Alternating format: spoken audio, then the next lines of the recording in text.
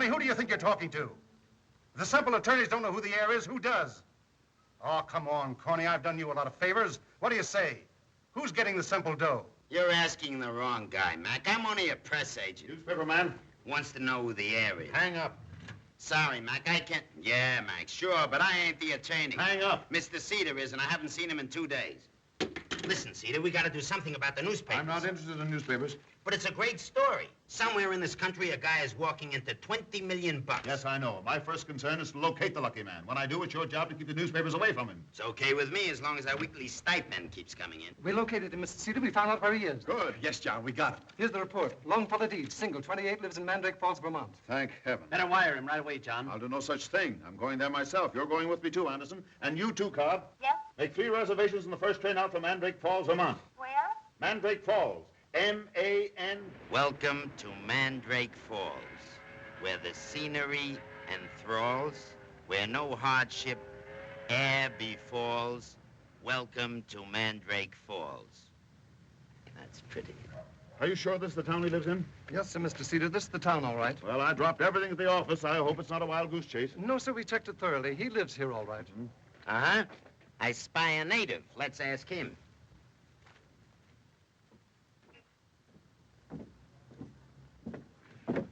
Good morning. Morning, neighbors, morning. That's an excellent start. At least we've broken the ice. I say, my friend, do you know a fellow by the name of Longfellow Deeds? Deeds? Yes. Yes, sir. Yes, indeedy. Everyone knows Deeds. Yeah, Must be a game he's playing. we'd like to get in touch with him. It's very important. Who's that? Deeds, who do you think I'm talking about? Oh, yes, Deeds. Fine fella, very democratic. You wouldn't have no trouble at all. Talks to anybody. I guess we better try somebody else. No, we won't. The next time that jumping jack comes out, I'll straddle him while you ask him your questions. Morning, neighbors. Remember us? We're the fellows who were here a minute ago. Oh, yeah. Yes, indeedy. I never forget a face. Listen, Pop. We've come all the way from New York to look up a fellow by the name of Deeds. It's important. It's very important. You don't have to get rough, neighbor. All you gotta do is ask. Then please pretend for just one fleeting moment that I'm asking. Where does he reside? Who? Longfellow Deeds. Where does he live? Oh, that's what you want. Well, why didn't you say so in the first place instead of beating around the bush? Those other fellows don't know what they're talking about. Come on. I'll take you there in my car. If you'd only explain to me what they want, there wouldn't be no trouble.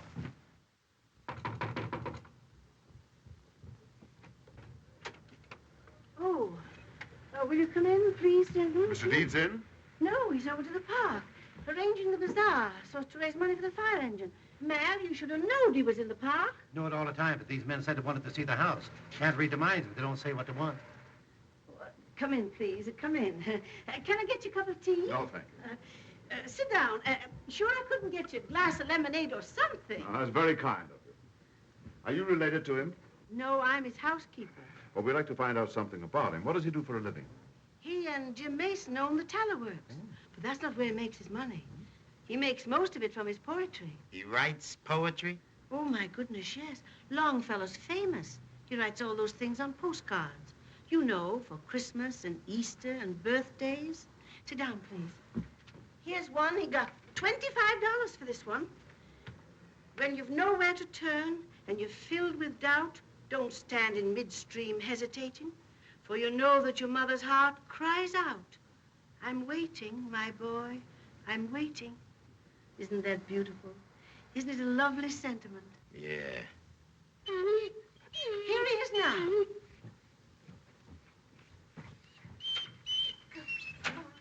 I suggest you break it to him gently. He's liable to keel over from the shock.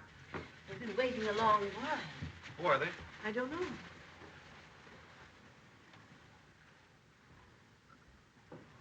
Mr. Longfellow Deeds? Yes? How do you do? How do you do? I'm John Cedar, of the New York firm of Cedar, and Budington. Cedar, and Budington. Budington must feel like an awful stranger. Mr. Cornelius Cobb, Mr. Anderson. And you? You gentlemen make yourselves comfortable? Thank you. New mouthpiece. Been waiting 2 weeks for this. Kids keep swiping them all the time. They use them for bean shooters. What can I do for you, gentlemen? You gentlemen going to stay to lunch? I'd like to ask you a few questions. All right. Mr. Deeds, are you the son of Dr. Joseph and Mary Deeds? Yes? Your parents living? Why, no. Well, Mr. Deeds, does the name of Martin W. Semple mean anything to you? Not much. He's an uncle of mine, I think. I never saw him, but my mother's name was Semple, you know. Well, he passed on. He was killed in a motor accident in Italy. He was? Gee, that's too bad. If there's anything I can do to... I have good news for you, sir. Mr. Semple left a large fortune when he died. He left it all to you, Mr. Deeds. Deducting the taxes, it amounts to something in the neighborhood of $20 million. How about lunch? Are the gentlemen going to stay or not? Of course they're going to stay. She's got some fresh orange layer cake, you know, with the thick stuff on the top. Sure, they don't want to go to the hotel. Perhaps you didn't hear what I said, Mr. Deeds. The whole Semple fortune goes to you. $20 million. Oh, yes, I heard you all right. 20 million, that's quite a lot, isn't it? Oh, it'll do in a pinch. Yes, indeed. I wonder why he left me all that money. I don't need it.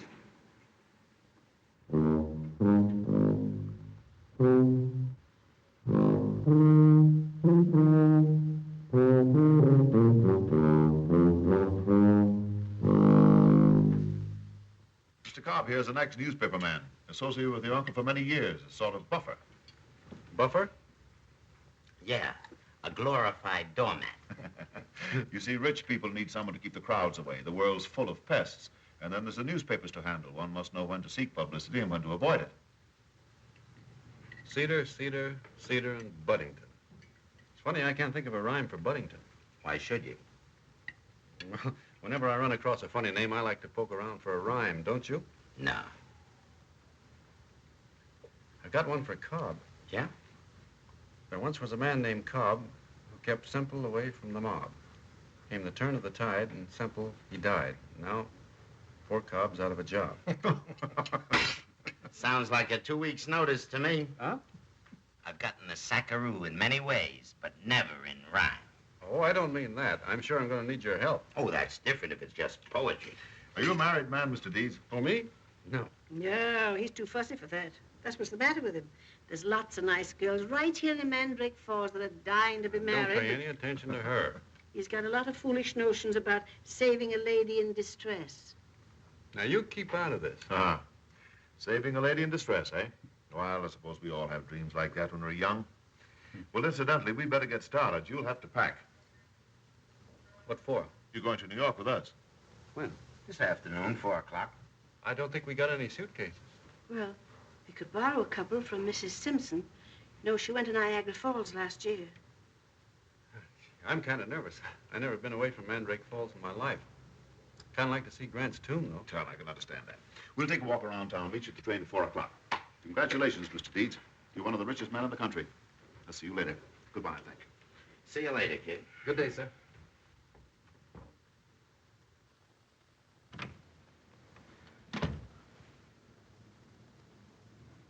Do you hear what he said? Do you know how much 20 million is? I don't care how much it is. You sit right there and eat your lunch. You haven't touched a thing.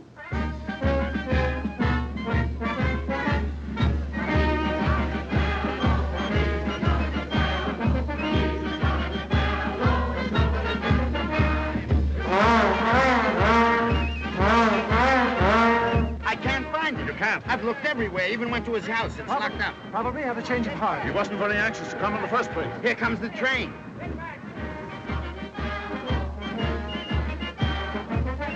Look, What? that tuba player. Well, now I've seen everything.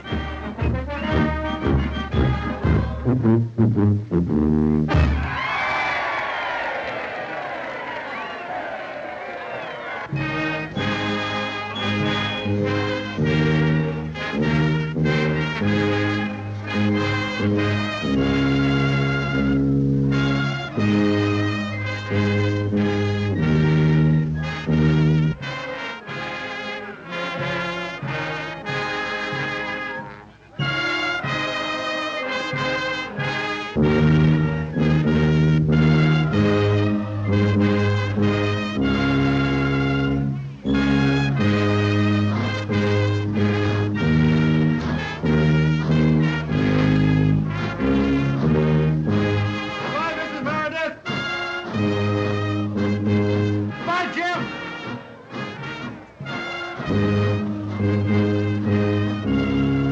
buddy.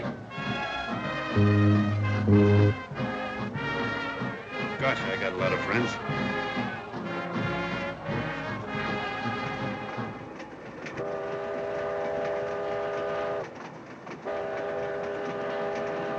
Have a drink? No, thanks. You have a cigar? No, thank you. I wouldn't worry if I were you. Of course, a large fortune like this entails a great responsibility, but you'll have a good deal of help. So don't worry. Leave everything to me. No, I wasn't worried about that. No? I was wondering where they're going to get another tuba player for the band.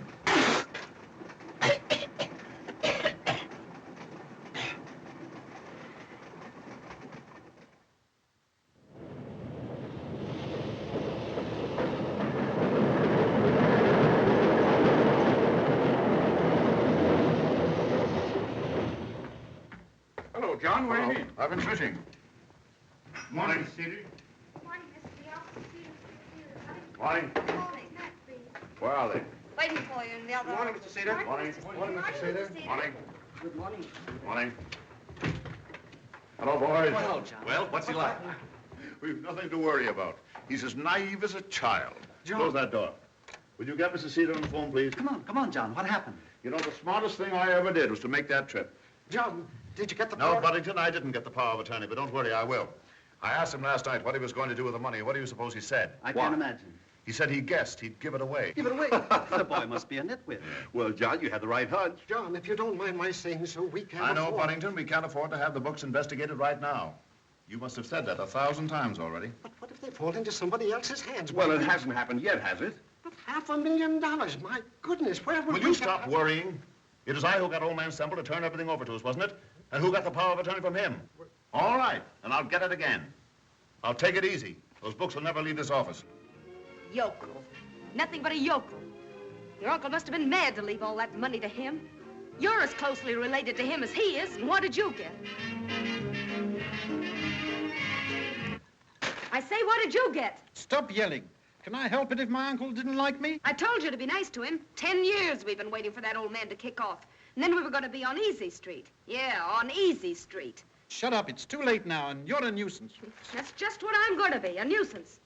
I'm going to be a nuisance until I get a hold of some of that money. He's news. Every time he blows his nose, it's news. A corn-fed bohunk like that falling into the Simple Fortune is hot copy. But it's got to be personal. It's got to happen in an angle. What does he think about? How does it feel to be a millionaire? Is he going to get married? What does he think of New York? Is he smart? Is he dumb? A million angles. He's been here 3 days, and one of you numbskulls brought in. Any half-wit novice could have done better. Yeah, but we tried to find Am out. I talking too loud or annoying anybody? You know Corny Cobb. He's keeping them under lock and key. Cobb. Never mind about Cobb. Use what little brains you've got. Find out something for yourselves, you imbecilic stoops. Now get out of here before I really tell you what I think of you. Come on, get out.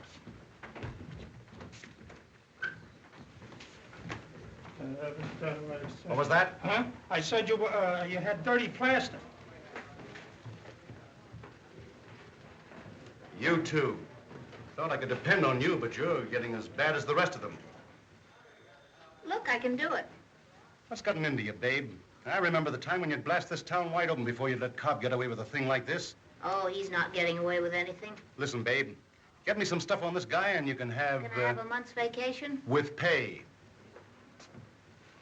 With pay. Uh-huh. Leave 4 columns open on the front page tomorrow. Now you're talking, babe. I'll keep the whole front page open. What are you going to do? Have lunch.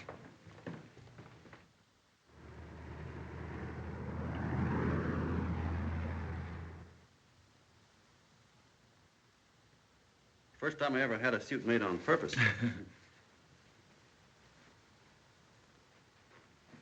It's merely a suggestion. I don't wish to press the point, Mr. Deeds. But if you'll give me your power of attorney, we'll take care of everything. It'll save you a lot of petty annoyances. Every shark in town will be trying to sell you something.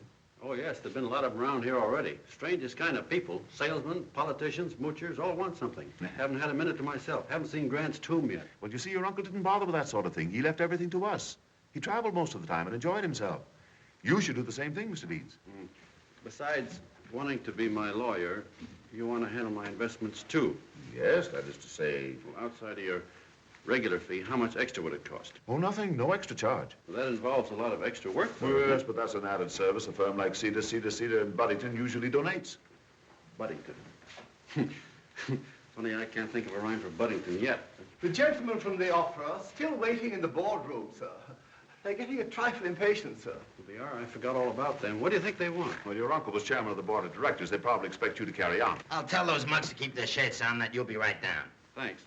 Oh, did you send that telegram to Jim Mason yet? Jim Mason? Oh, yeah. No, I didn't send it. I've got it written out, though. Here it is. Arthur's been with the Tower Works too long. Stop. Don't think we should fire him. Longfellow. That's fine. Send it right away. I don't want him to fire Arthur. Oh, sure. We don't want to fire Arthur. He was the last baby my father delivered, Arthur was. I think you ought to give this matter some thought, Mr. Deeds. Huh? I mean about the power of attorney. Oh, yes, I will. I'll give it a lot of thought. There's a fellow named Winslow here a little while ago wanted to handle my business for nothing, too. Puzzles me why these people all want to work for nothing. It isn't natural. So I guess I better think about it some more. That's that. You go to an awful lot of work to keep a fellow warm, don't you? Yes, sir. Mr. Haller to see you, sir. You say Haller? Yes. Well, don't let him in. Why not? Who's he? Lawyer representing a woman, some claim against the estate. Tell him to see me at my office. Well, if he has a claim, we better see him. Send him in. Well, he's capable of causing you a lot of trouble, Mr. Deeds. How can he make any trouble for me? I haven't done anything.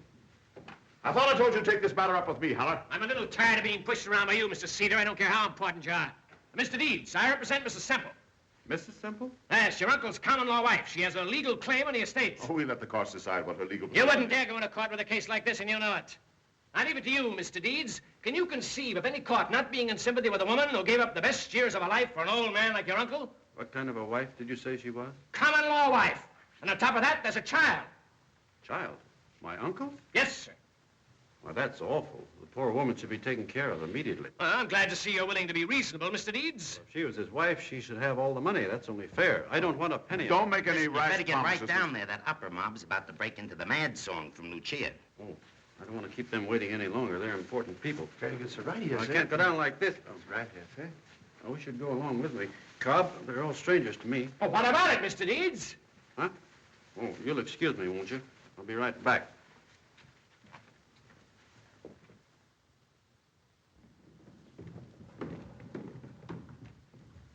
Gee, I'm busy. Did the opera people always come here for their meetings? Uh-huh. That's funny. Why is that? Why do mice go where there's cheese? From what I'm led to believe, the young man's quite childish.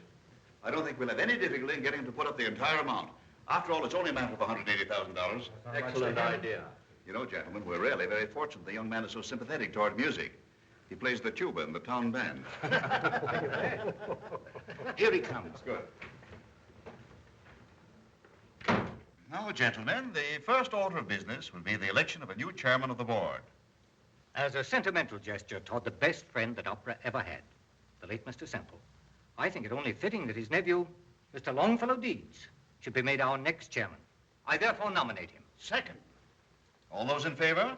Aye. Carried. Congratulations, Mr. Deeds. I'm chairman? Why, yes, of course. You've just been elected. I'm chairman. Happy voyage. Right here, Mr. Deeds. Now, the next order of business is the reading of the secretary's minutes. Move we dispense with it. Second. All in favor? Aye. I think they can be dispensed with. We're ready now for the reading of the treasurer's report. Move we dispense with it. Second. All in favor? Aye. Quite right. Now, gentlemen, the next order of business will be Just a minute. What does the chairman do? Why, the chairman presides at the meeting. Well, that's what I thought. But if you don't mind, I'm rather interested in the treasurer's report. I'd like to hear it.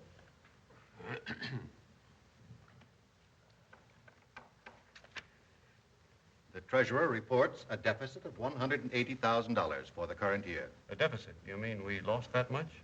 You see, Mr. Deeds, the opera is not conducted for profit. It isn't. What is it conducted for? Why, it's an artistic institution. We own an opera house, don't we? We do. And we give shows? We provide opera. But you charge. I mean, you sell tickets. Of course. And it doesn't pay? Well, that's impossible. The opera has never paid. Well, then we must give the wrong kind of shows. The wrong kind? Well, there isn't any wrong kind or right kind. Opera is opera. I guess it is, but I personally wouldn't care to be the head of a business that kept losing money. That wouldn't be common sense. Incidentally, where is the $180,000 coming from? Well, we were rather expecting it to come from you. Me? Naturally. Excuse me, gentlemen, there's nothing natural about that.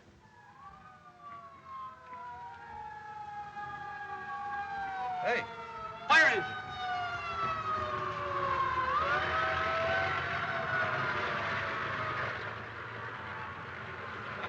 Gee, that was a pip.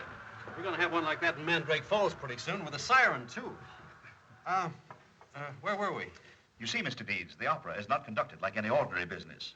Why not? Because it just isn't a business, that's all. Well, maybe it isn't to you, but it certainly is a business to me if I have to make up a loss of $180,000. If it's losing that much money, there must be something wrong. Maybe you charge too much. Maybe you're selling bad merchandise. Maybe a lot of things. I don't know. You see, I expect to do a lot of good with that money, and I can't afford to put it into anything that I don't look into. That's my decision for the time being, gentlemen. Goodbye, and thank you for making me chairman. Gentlemen, you'll find the smelling salts in the medicine chest.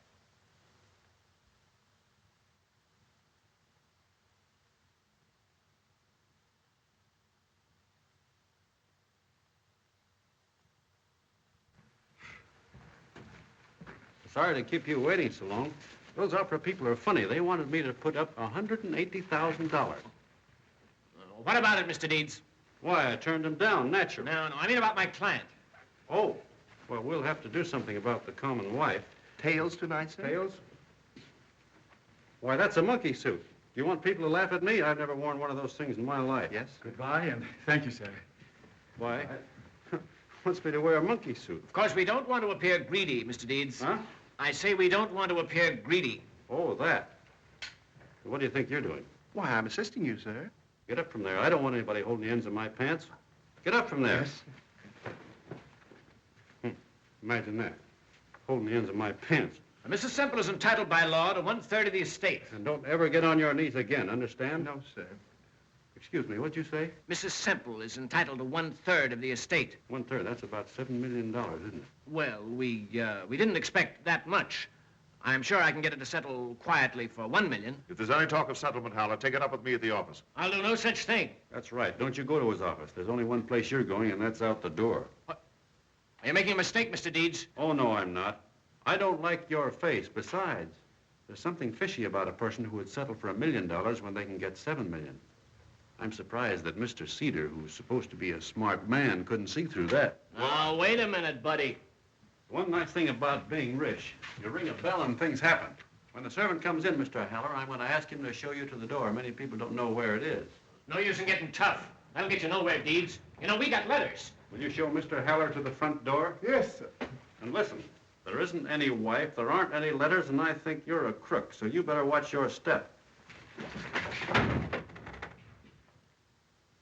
I can't hold out any longer. Lamb bites wolf. Beautiful. Only common sense. I can't hold out any longer either, Mr. Deeds.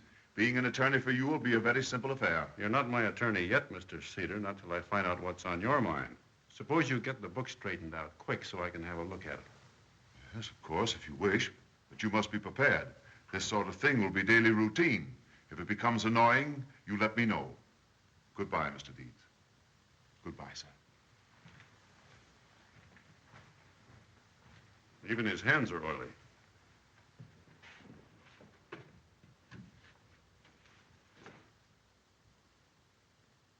Well, how about tonight? What would you like in the way of entertainment? Entertainment? Your uncle had a weakness for dark ones, tall and stately. How would you like yours? Dark or fair, tall or short, fat or thin, tough or tender? What are you talking about? Women. Ever heard of them? Oh. Name your poison and I'll supply it. Well, some other time, Cobb. Some other time. Okay, you're the boss. When your blood begins to boil, yell out. I'll be seeing you. He talks about women as if they were cattle. Every man to his taste, sir. Tell me, Walter, are all these stories I hear about my uncle true? Well, sir, he sometimes had as many as 20 in the house at the same time, sir. 20? What'd he do with them? That is something I was never able to find out, sir.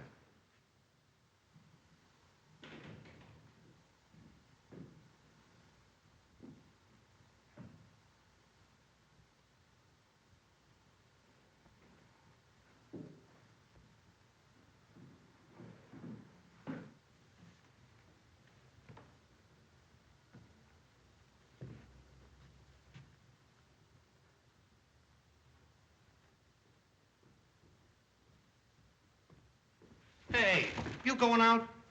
Well, yes. Isn't that all right? No. You'll never want to go out without telling us. Who are you? We're your bodyguards. Oh, yeah. Yeah. Mr. Cobb said stick to your tail no matter what. Well, that's very nice of Mr. Cobb, but I don't want anybody sticking to my tail no matter what. Sorry, mister. Orders is orders. That's all. Yes, sir. We gotta get you up in the morning. We gotta put you to bed at night. Only it's all right. No matter what we see, we don't see nothing, see? Well, that's going to be fun. Some people like it. Will you do something for me before we go out? Sure. Put that away, Slug.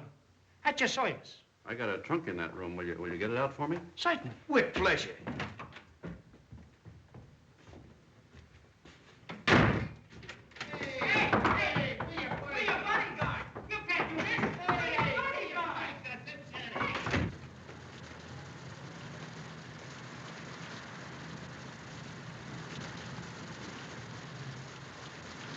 There he is. Yep, that's him. That's who?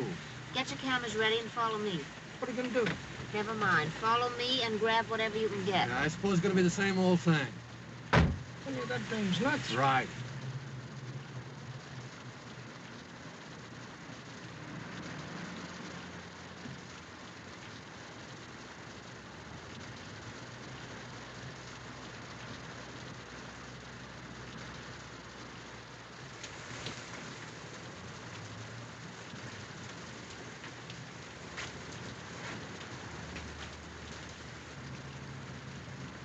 You fainted. Oh, did I? I'm sorry. Can I help you? Oh, no, thank you. I'll be all right. Look, this is my house. I'd like to... Oh, no, really. I'll be all right. What happened? Well, I guess I've walked too much. I've been looking for a job all day. I found one, too. I'll start tomorrow. You've been awfully kind. Thank you very much.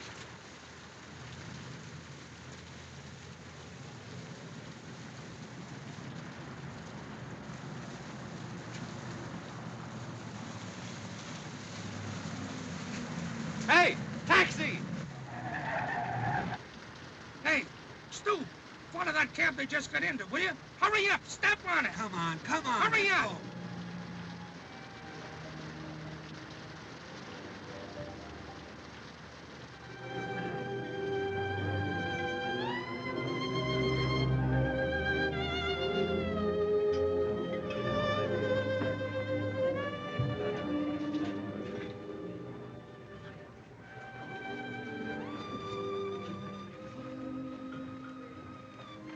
Feel better now?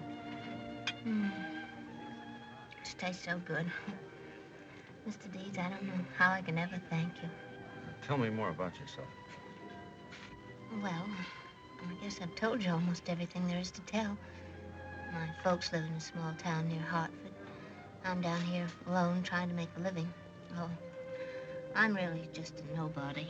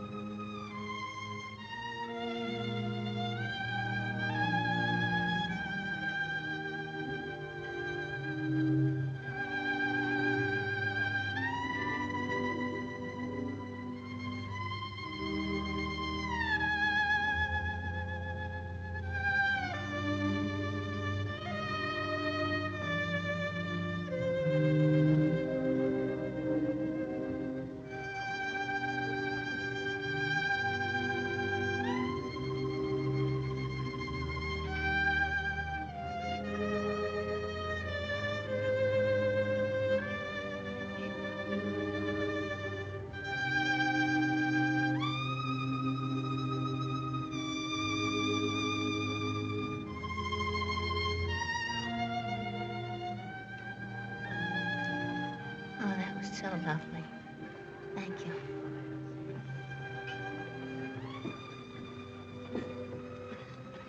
You were a lady in distress, weren't you? What? Nothing. Waiter. Has anybody come in yet? Huh? Oh, no. Nobody important. You be sure and point them out to me, won't you?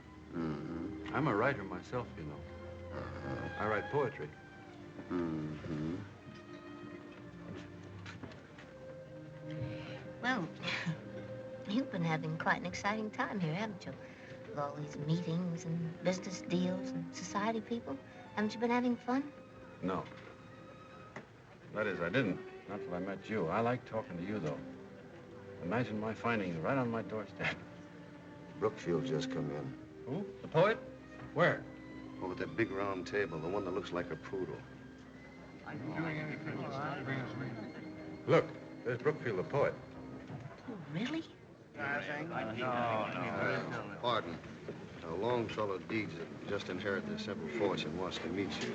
Oh, yes, I read about him. He writes poetry on postcards. Well, let's invite him over. Might get a couple of laughs. It's getting rather dull around here. It's always dull here. I'll get him. Good. Mr. Hannaberry, Mr. Morrow, Bill. This is Mr. Deeds and his fiancée from Mandrake Falls. How do you do, Mr. Deeds? Nice of you to ask us to come and sit with you. Back home, we never get a chance to meet famous people. Waiter, a little service here. Yes, a little drink for Mr. Deeds. Poet, have a drink. No, I don't want to thank Oh, you must drink. All poets drink. Now, Mr. Deeds, how do you go about writing your poems? We craftsmen are very interested in one another's methods. Yes, do you have to wait for an inspiration, or do you just dash it off? Well, I don't know. Morrow over there, for instance, just dashes them off. Yeah. That's what my publishers have been complaining about. Well, your readers don't complain, Mr. Morrow. Oh, thanks. How about you, Mr. Deeds? Well, I write mine on order. The people I work for just tell me what they want, and then I go to work and write it. Amazing. Why, that's true genius. Yes, have you any peculiar characteristics when you're creating? Well, I play the tuba. Well, I've been playing the harmonica for 40 years. Didn't do me a bit of good. You wouldn't have one in your pocket, would you, Mr. Deeds? What, a tuba? No, a postcard with one of your poems on it. Oh, no. You mean to tell me you don't carry a pocket full around with you? Oh, too bad. I was hoping you'd autograph one for me. I was, too. Yes, I'd like. Now, wait a minute, boys. Perhaps Mr. Deeds would recite one for us. Yeah. That's a very good idea. Nothing like a poet reciting his own stuff. How about a Mother's Day poem, Mr. Deeds? Exactly. Give us one that rings the great American heart. Yes, that's what we want. I guess I get the idea. I guess I know why I was invited here, just to make fun of him. No, be ridiculous. Look, he's temperamental. Yeah? What if I am? What about it? It's easy to make fun of somebody if you don't care how much you hurt them. I think your poems are swell, Mr. Brookfield, but I'm disappointed in you. I know I must look funny to you, but maybe if you went to Mandrake Falls, you'd look just as funny to us, only nobody'd laugh at you and make you feel ridiculous, because that wouldn't be good manners. I guess maybe it is comical to write poems for postcards, but a lot of people think they're good. Anyway, it's the best I can do. So if you excuse me, we'll be leaving. I guess I found out that all famous people aren't big people.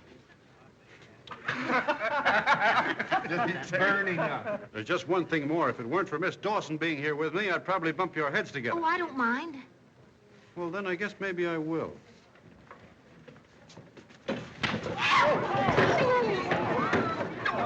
Wait! Eureka! Stop it. Go away. Step aside. Say, fella, you neglected me, and I feel very put out. Look, sock it right there, will you? Lay one right in the butt. Sock it hard. That's all right. I've got it off my chest. Oh, listen. The difference between them and me is that I know when I've been a skunk. You take me to the nearest newsstand, and I'll eat a pack of your postcards raw. Yeah, oh, what a magnificent deflation of smugness. Pal, you've added 10 years to my life. A poet with a straight left and a right hook. Delicious, delicious. You're my guest from now on, forever and a day, even unto eternity. Well, thanks, but Miss Dawson and I are going out to see the sights. Fine, swell. You've just shown me a sight lovely to behold, and I'd like to reciprocate. Listen, you hop aboard my magic carpet, thanks, and I'll show you sights that you've never seen before. Well, I'd kind of like to see Grant's tomb and the Statue of Liberty. Well, you'll not only see those, but before the evening's half through, you'll be leaning against the Leaning Tower of Pisa. You'll mount Mount Everest. I'll show you the pyramids and all the little pyramides leaping from sphinx to sphinx. Pal, look, how would you like to go on a real old-fashioned binge? Binge? Yeah, I mean the real McCoy. Listen, you play saloon with me, and I'll introduce you to every wit, every nitwit, and every half-wit in New York. We'll go on a twister that'll make Omar, the South philosopher of Persia, look like an anemic on a goat's milk diet. Well, I guess that ought to be fun, huh? Fun? Say, listen, I'll take you on a bender that will live in your memory as a thing of beauty and a joy forever. Boy, my headpiece. Oh, tempera. Oh, mores. Oh, Bacchus. Oh, you're drunk. Oh, you're right. I guess if we go with him, we'll see things, huh? Yeah, I guess we will.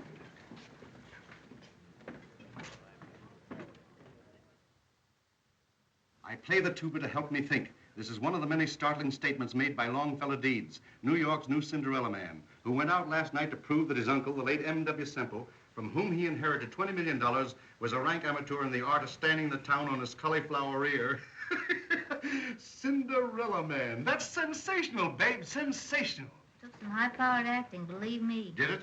I was the world's sweetest ingenue. Is he really that big a sap? He's the original. There are no carbon copies of that one. Cinderella man. Babe, you've stuck a tag on that hick that'll stick to him the rest of his life. Can you imagine Cobb's face when he reads this? If we could sell tickets, we'd make a fortune. How'd you get the picture?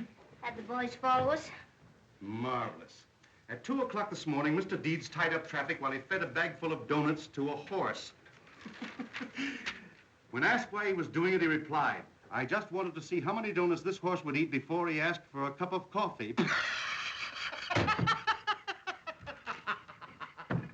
Beautiful. What happened after that? I don't know. I had to duck to get the story out. He was so far gone, he never even missed me. When are you going to see him again? Tonight, maybe. I'll phone him at noon. Oh, my lunch hour. I'm a stenographer, you know. Harry Dawson. You're a genius, babe, a genius. I even moved into Mabel Dawson's apartment in case old Snoopy Cobb might start looking around. Good. Good. Stay there. Don't show your face down here. I'll tell everybody you're on your vacation. They'll never know where the stories are coming from. Stick close to him, babe. You can get an exclusive story out of him every day for a month. We'll have the other papers crazy. Babe, I could kiss you. Oh, no. Our deal was for a month's vacation. Sure. With pay. You'll get it, babe. You'll get it. Mr. Deeds? Mr. Deeds, sir. You really must get up. It's late. You're Walter, aren't you? Yes, sir. Just wanted to make sure. If you permit me to say so, sir, you were out on quite a bender last night, sir. Bender? You're wrong, Walter. We started out to a binge, but we never got to it. Yes, sir. Oh, what's that? A prairie oyster, sir. Prairie oyster? Yes, sir. It makes the head feel smaller.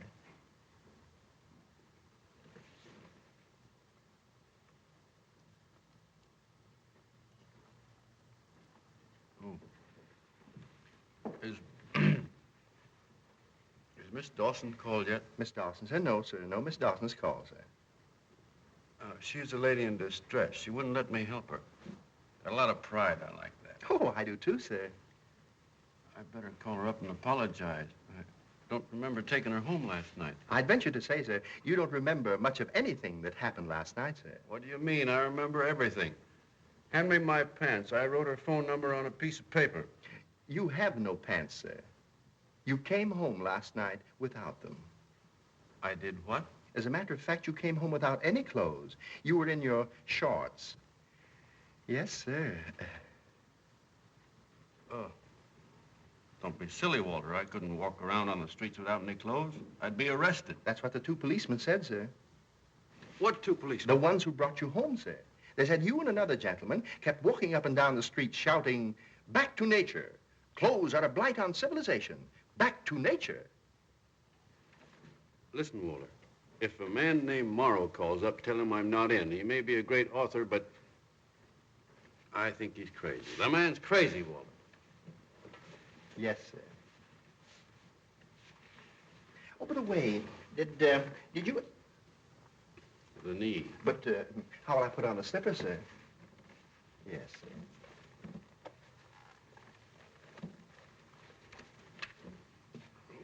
I beg pardon, sir, but did you ever find what you were looking for, sir? Looking for? You kept searching me last night, sir, going through all my pockets. You said you were looking for a rhyme for Budington. Better bring me some coffee, Walter. Very good, sir. Oh, I beg pardon. A telegram came for you, sir. I'll get you some black coffee, sir.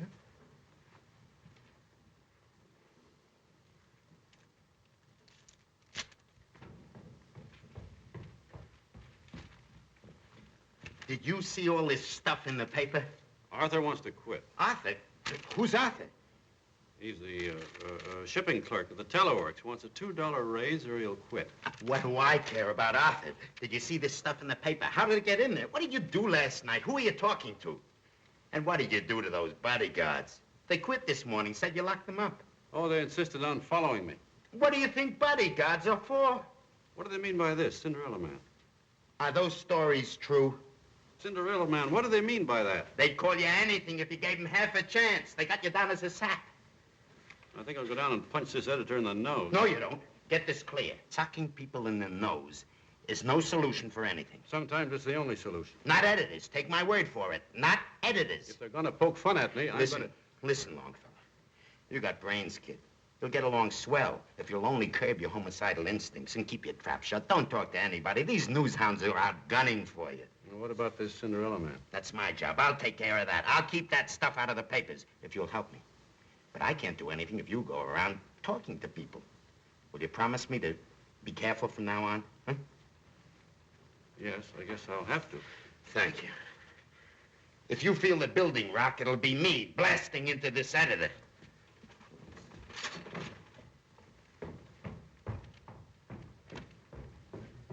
Cobb's right. I mustn't talk to anybody. Miss Dawson on the phone, sir. Who, Miss Dawson? Yes, sir. Fine, I'll talk to her. Give me the phone quick. She's the only one I'm going to talk to from now on.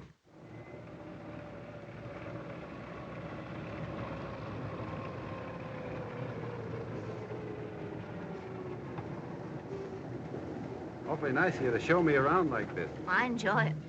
The aquarium was swell. If I lived in New York, I'd go there every day. I bet you do. Well, I'd like to, but I have a job to think of.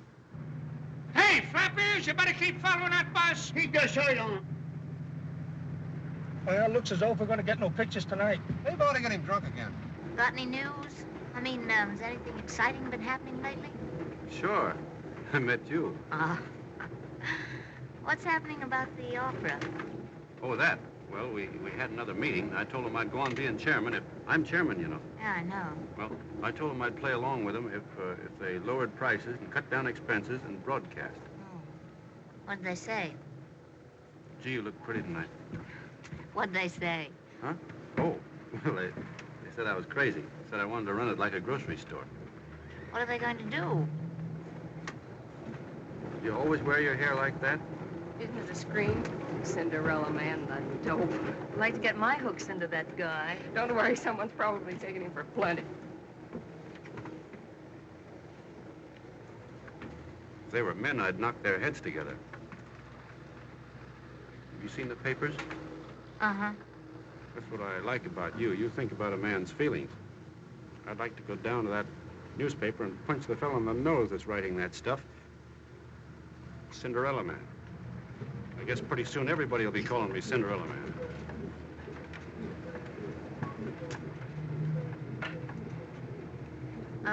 Would you like to walk the rest of the way? It's so nice out.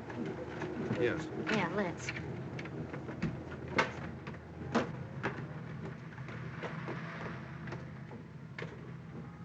Hey, wise guys.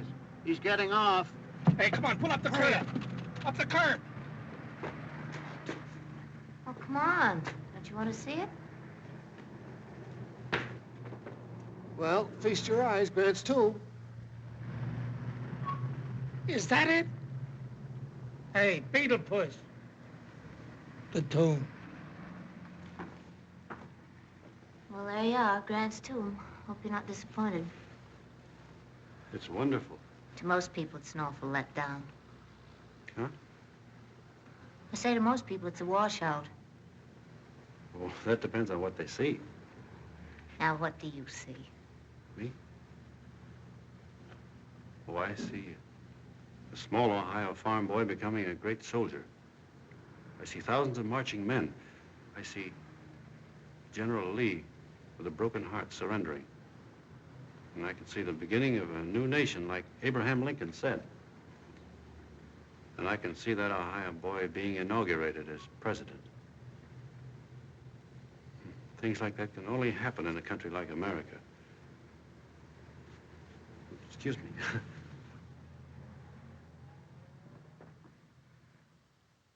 Sorry, Mr. Hopper. Mr. Cedar won't answer his phone. Sorry. Say, what's going on in the boss's office? Search me. The 3 C's and Little B have been in there for over an hour. I don't want to be critical, John, but here it is. Yes, I know. A week's gone by, and we haven't got the power of attorney yet. Yes, but you said... I don't care what I said. I can't strangle him, can I? It's ridiculous for us to have to worry about a boy like that. Look at these articles about him. Cinderella man. Why, he's carrying on like an idiot. Exactly what I was saying to my wife. Who cares what you were saying to your wife? Yeah? Mr. and Mrs. Semple's still waiting. Well, I can't help it. Let him wait. Those people have been in to see me every day this week. Who are they? They're relatives of old man Semple. They keep insisting they should have some nuisance value. Nuisance value? They say if it hadn't been for Deeds, they'd have gotten all the money. Nuisance value? Maybe they have. Maybe they have. Maybe they have. Mr. and Mrs. Semple, please. How do you do? We've been trying to see I'm so you. sorry to have kept you waiting. How are you, sir? I don't know what my secretary could have been thinking of to keep you waiting as long. Would you bring the chairs, quickly? Will you have a cigar, Mr. Semple? Thanks. There's Times Square. You can almost spit on it, can't you? Why don't you try? It's breezy up here. You're worried about those articles they're writing about you, aren't you? No, I'm not worrying anymore. I suppose they'll go on writing them till they get tired. You don't believe all that stuff, do you? Oh, they just do it to sell the newspapers, you know. Yeah, I guess so. What puzzles me is why people seem to get so much pleasure out of hurting each other. Why don't they try liking each other once in a while?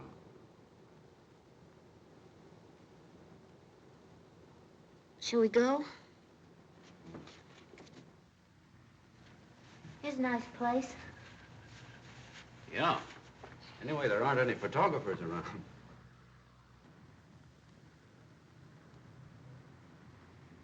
You know, you said something to me when you first met me I've thought about a great deal. What's that? You said I was a lady in distress. Oh, that. What did you mean by that? Nothing. Have you got a... are you engaged or anything? No. Are you? No. You don't go out with girls very much, do you? I haven't. Why not? Oh, I don't know. You must have met a lot of swell society girls since you've been here. Don't you like them? Well, I haven't met anybody here that I like particularly. They all seem to have the St. Vitus dance, except you, of course. People here are funny. They work so hard at living, they forget how to live. Last night, after I left you, I was walking along and looking at the tall buildings. And I got to thinking about what Thoreau said. They created a lot of grand palaces here, but they forgot to create the noblemen to put in them. I'd rather have Mandrake Falls. I'm from a small town, too, you know. Really? Probably as small as Mandrake Falls. Gosh, what do you know about that? Oh, it's a beautiful little town, too. Row of poplar trees right along Main Street. Always smells as if it just had a bath. I've often thought about going back. You have? Oh, yes. I used to have a lot of fun there when I was a little girl. I used to love to go fishing with my father. You know, that's funny. He was a lot like you, my father was. He talked like you, too. Sometimes he let me hold the line while he smoked, and we'd just sit there for hours.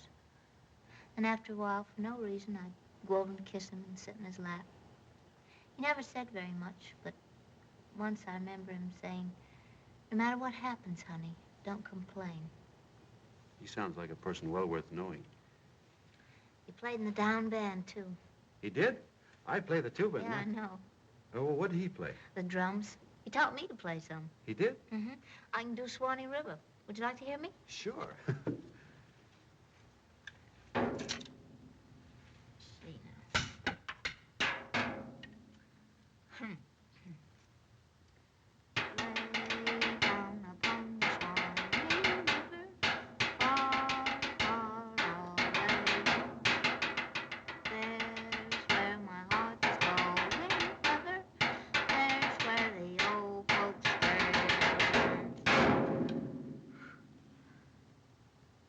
I suppose you could do better. Sure. I can sing humoresque. Humoresque. I bet you don't even know how it goes. Sure, look. You sing it over again, and I'll do humoresque with you. You better be good. I wonder if they want to make it a quartet. Ready? Yeah. Way down upon the Swanee River, far, far away.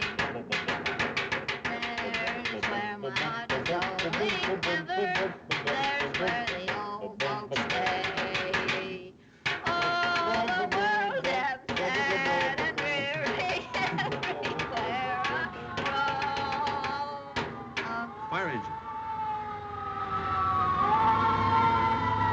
Fire engine. I want to see how they do it. Wait for me, will you? It looks like the evening is not going to be wasted.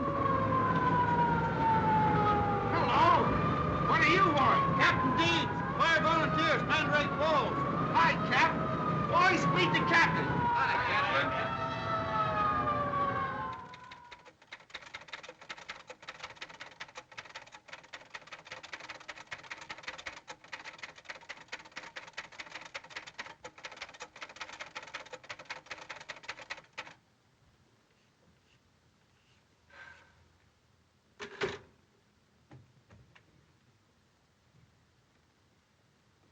What's the matter, hon?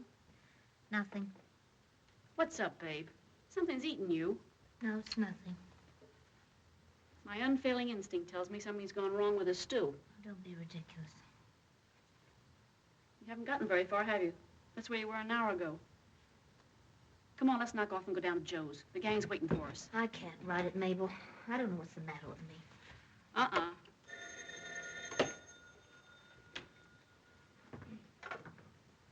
Hello? Yeah, she's here. Who wants her? Who? Oh, yes. Yes, just a moment. Psst. It's him. Whatchamacallem? The Cinderella Man. The Cinderella Man.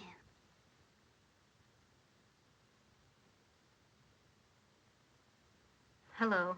Couldn't sleep. Kind of wanted to talk to you. Do you mind? No, not at all. I couldn't sleep either. I wanted to thank you again for going out with me. Huh? Well, I don't know what I'd do without you. You've made up for all the fakes I've met. Well, that's very nice. Thank you. You know what I've been doing since I got home? Been working on a poem. It's about you. Sometimes it's kind of hard for me to say things, so I write them. I'd like to read it sometime. Maybe I'll have it finished next time I see you. Will I see you soon? Gosh, that's swell, Mary. Good night. Good night.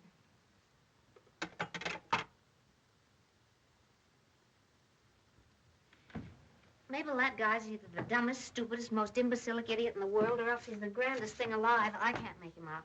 Uh-huh. I'm crucifying him. People have been crucified before. Why? Why do we have to do it? You started out to be a successful newspaper woman, didn't you? Now, then what? Search me. Ask the gypsies. Here's a guy that's wholesome and fresh. To us, he looks like a freak. Do you know what he told me tonight? He said when he gets married, he wants to carry his bride over the threshold in his arms. The guy's balmy. Is he? Yeah, I thought so, too. I tried to laugh, but I couldn't. It stuck in my throat. Ah, cut it out, will you? You'll get me thinking about Charlie again. He's got goodness, Mabel. Do you know what that is? Huh? No, of course you don't. We've forgotten. We're too busy being smart, Alex. Too busy in a crazy competition for nothing.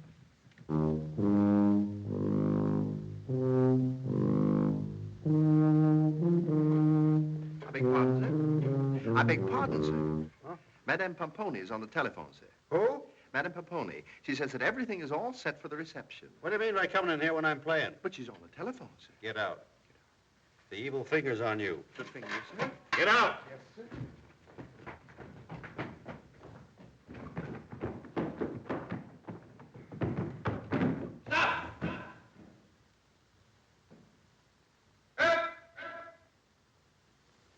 You hear that? What's that?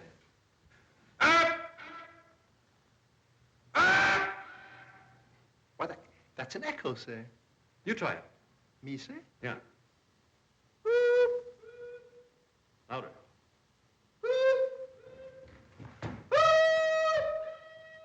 You try it. Me, sir. Louder.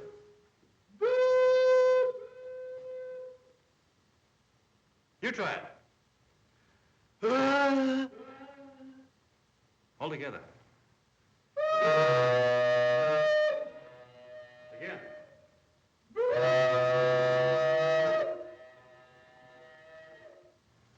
Let that be a lesson to you.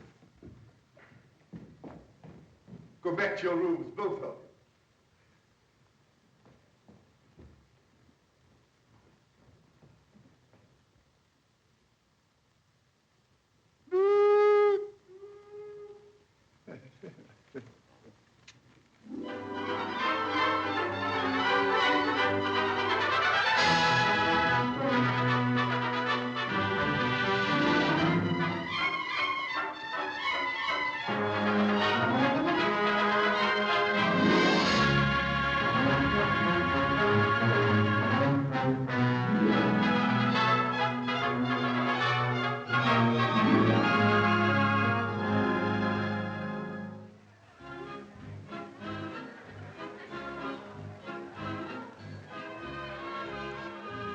Hello, darling. So good of you to come. Pony. Oh, I'm so happy. Where is he? Where is he? I'm just dying to see the Cinderella Man. Shh, he may hear you. Even if he heard you, he wouldn't understand. Bad as that. I hear he still believes in Santa Claus. Will he be Santa Claus? That's what I wonder. You all got your slippers ready for the Cinderella Man? He'll go Don't be bashful. With $20 million, he doesn't have to have looks. He won't have it long with that Pomponi woman hanging around him. My dears, I hear that he can't think unless he plays his tuba. You're a fool, babe. I just couldn't stand seeing him again. Running away is no solution. What'll I tell him if he calls up? Tell him I had to leave suddenly. Got a job in China someplace. You're acting like a schoolgirl. What else can I do? Keeping this up's no good. He's bound to find out sometime. At least I can save him that. Hey, where is everybody? Come on, babe, the artillery's ready. It's those two sore spots again. Oh. Should have been down to the office today, babe. Yeah, Mac threw Cobb out again. Boy, was he burning. Just a minute. No, you don't. Oh, just one little drink, and then we're ready to shoot. We're not going out tonight. Thought you had a date with him. It's off. He's having a party at his house. Say, what's the matter with her now? You wouldn't know if I drew you a diagram. Now run along and peddle your little tintypes. Say, what is this? Throwing us out of here is getting to be a regular habit.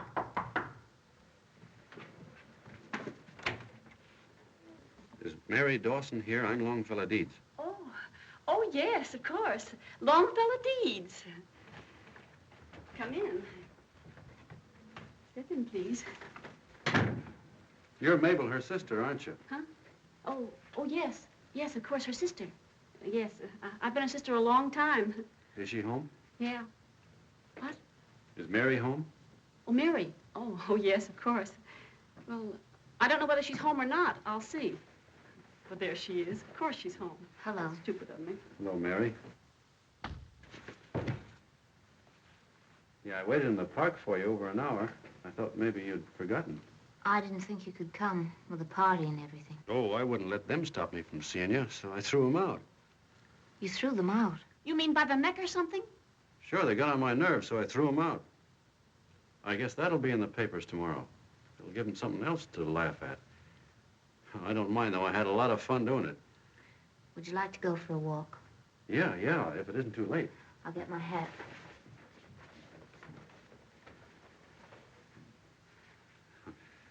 It's a nice day, or nice night, wasn't it? Isn't it?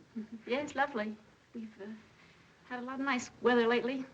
Yeah, it'd be a nice night to go for a walk, don't you think? Oh, yeah, I think it'd be a swell night to go for a walk. A nice long one.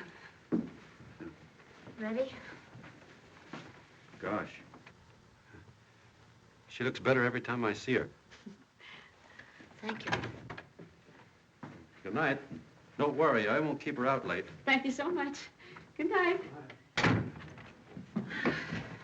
Oh, my foot to sleep. God. No, you wait don't. a minute. No, you don't. Just a We come minute. up to make the Listen, picture. the party's No, listen, over. she took this. No more photographs.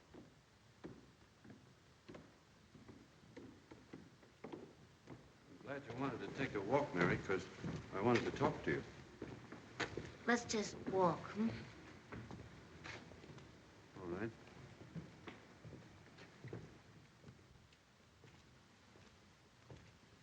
Mary, I'm going home. Are you? When? Oh, a day or so, I think. I don't blame you. Man ought to know where he fits in. I just don't fit in around here. I once had an idea I could do something with the money. But it kept me so busy I haven't had time to figure it out. I guess I'll wait till I get back home.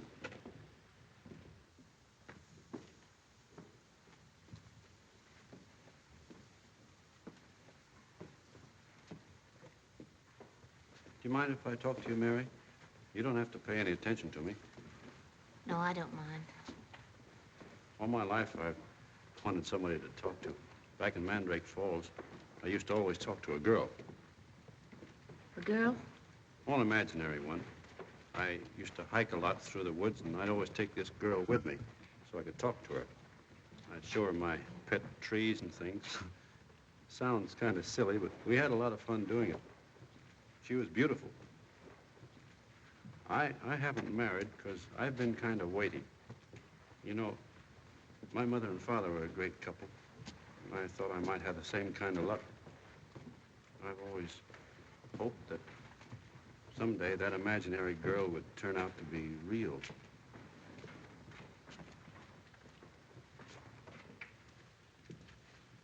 Well, here we are again. Yes, here we are again. Good night. Good night. Mary,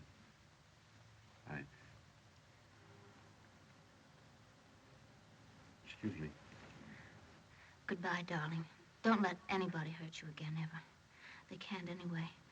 You're much too real. You go back to Mandrake Falls. It's where you belong. Goodbye.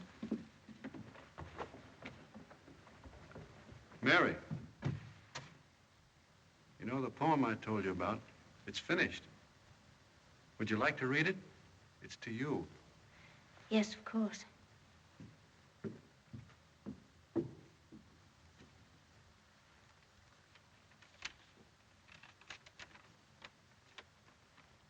You don't have to say anything, Mary. You can tell me tomorrow what you think.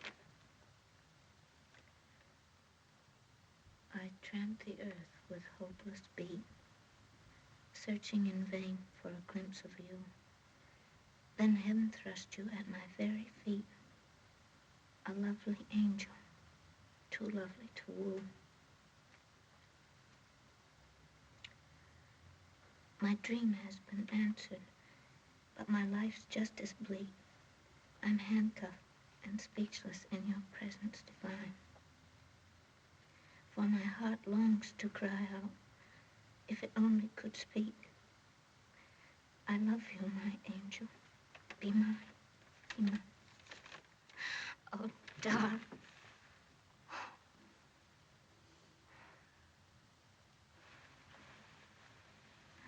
You don't have to say anything now. I'll wait till tomorrow till I hear from you.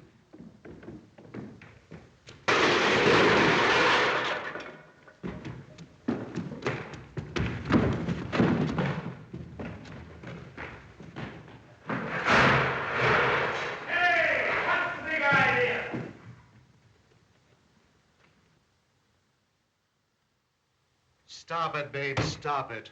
What do you mean you're quitting? You might as well tell me I'm quitting. It's bothering you. Hmm? Last night he proposed to me. Proposed to you? You mean he asked you to marry him? Yes. Why, babe, that's terrific. Cinderella man woos mystery girl. Who is the Print mysterious one line of that and I'll blow your place up. Sorry, babe, sorry. I just got carried away. That's too bad. That would have made a swell story. So he proposed to you, huh? What a twist.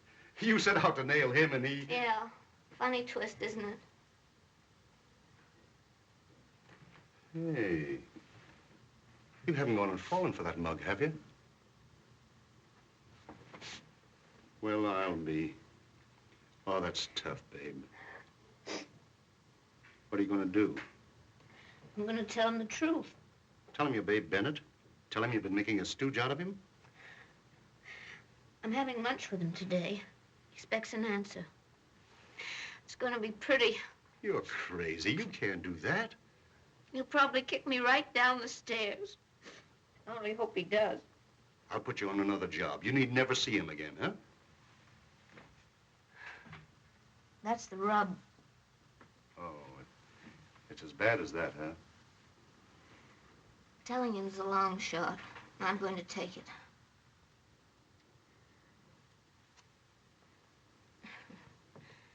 Well, it was fun while it lasted, Mac. I'll clean out my desk.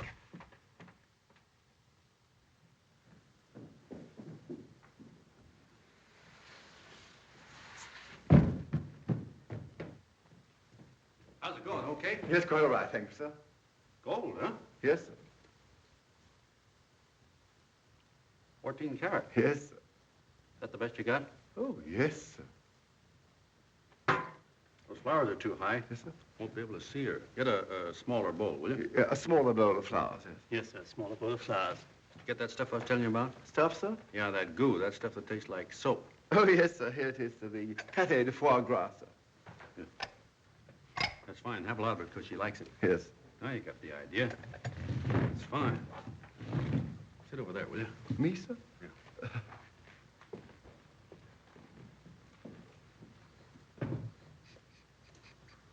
You're too tall. Slink lower, will you? Yes. More. Now forward. How is this, sir? Perfect. Perfect. I wish you luck, sir. Thank you. I don't touch a thing. Leave everything as it is. Oh, yes.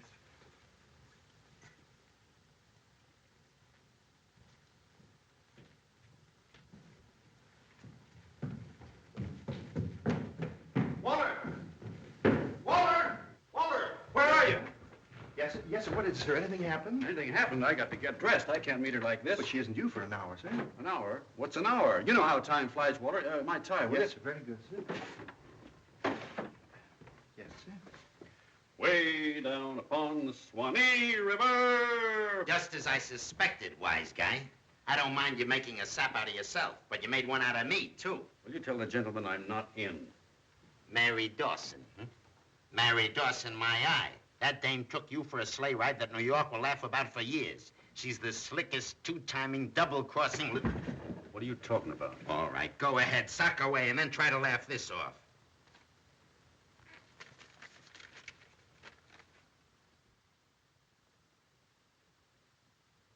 She's the star reporter on the Mail. Every time you opened your kisser, you gave her another story. She's the dame who slapped that moniker on you, Cinderella Man. You've been making love to a double dose of cyanide. Shut up.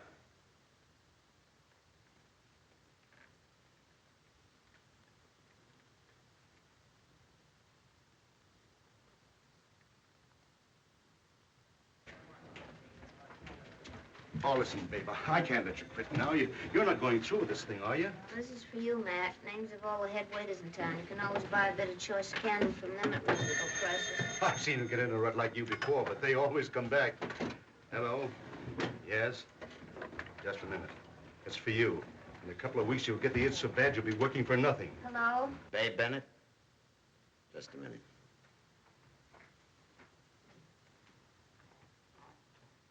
Hello, Mary. Oh, hello, darling. Is it you who's been writing those articles about me? Why, I was just leaving. I'll be up there in a minute. Look, yes, I did, but I was just coming up to explain. Oh, listen, darling, wait a minute, please. Listen.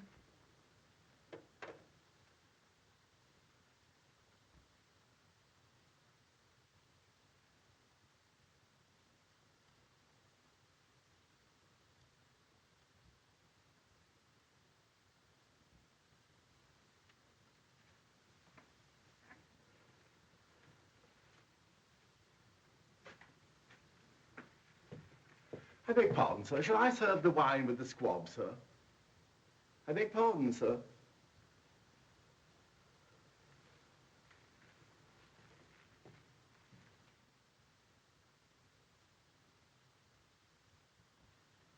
If I knew you were going to take it so hard, I would have kept my mouth shut.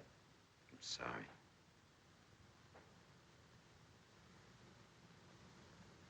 Pack my things, Walter. I'm going home. Yes, sir. You shouldn't be running away like this. What's going to happen to the estate? They can have the estate. I want to see Mr. Deeds. I've got to see Mr. Deeds, and nobody's going to kick me out. Let me go. Let me go. I want to see that guy. I want to see that guy. Let me go. I want to see that guy. Let me go. What's going I want on to see here? him. There he is. I just want to get a look at him. There you are. I just wanted to see what kind of a man you were. I just wanted to see what a man looked like that could spend thousands of dollars on a party while people around him were hungry. The Cinderella man, huh? Did you ever stop to think how many families could have been fed on the money you pay out to get on the front pages? Let me alone! Let him alone. If you know what's good for you, you'll let me get this off my chest. How did you feel feeding donuts to a horse? Got a kick out of it, huh? Got a big laugh. Did you ever think of feeding donuts to human beings? No. Shall I call the police, sir? No. What do you want? Yeah, that's all that's worrying you. What do I want? A chance to feed a wife and kids. I'm a farmer. A job, that's what I want. Farmer, huh? You're a moocher, that's what you are. I wouldn't believe you or anybody else on a stack of Bibles. You're a moocher like all the rest of them around here, so get out of here. Sure, everybody's a moocher to you. A mongrel dog eating out of a garbage pail is a moocher to you. This won't do anything. Stay where you are, young fellow. Get over there. You're about to get some more publicity, Mr. Deeds. You're about to get on the front page again. See how you're going to like it this time. See what good your money's going to do when you're 6 feet underground. You never thought of that, did you? No. All you ever thought of was pinching pennies. You money-grabbing hick. You never gave a thought to all of those starving people standing in the bread lines, not knowing where their next meal was coming from. Not able to feed their wife and kids. Not able to...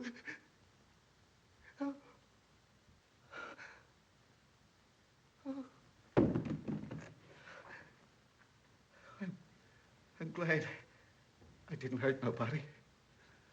Excuse me. Crazy. You get all kinds of crazy ideas. Sorry. Didn't know what I was doing. Losing your farm after 20 years' work. Seeing your kids go hungry. Game little wife saying everything's gonna be all right. Standing there in the bread lines. It killed me to take a hand out. I ain't used to it. Go ahead and do what you want with me, mister. I guess I'm at the end of my rope.